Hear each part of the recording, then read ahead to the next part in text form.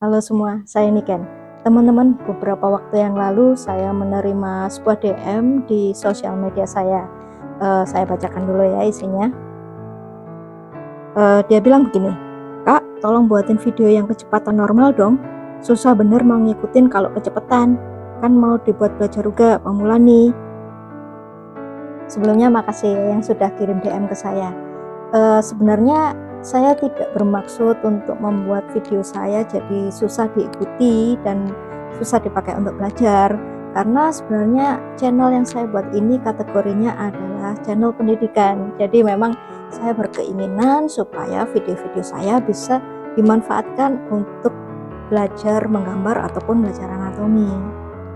Nah, tapi masalahnya gini teman-teman, kalau misalnya seluruh proses menggambar itu saya sajikan dalam bentuk seutuhnya dengan kecepatan normal dari awal sampai akhir, saya tidak bisa membayangkan, pasti durasinya sangat panjang sekali.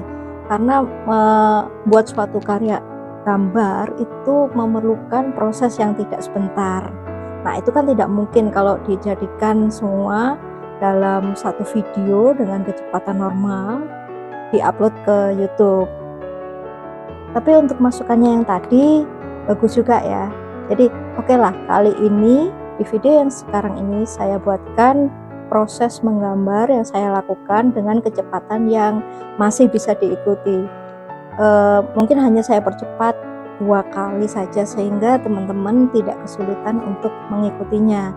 Nah, tapi karena dalam satu karya gambar itu bisa sangat panjang, terpaksa untuk videonya saya bagi menjadi beberapa bagian ya. Untuk di video yang kali ini saya akan menyajikan proses saya menggambar di gambar saya yang sebelumnya, yaitu menggambar foto wajah dari bagian depan dengan menggunakan metode Loomis. Sebenarnya untuk di video yang kemarin itu sudah saya sertakan penjelasannya. Nah, kalau kalian mau melihat penjelasannya, silahkan klik di link pojok kanan atas ya.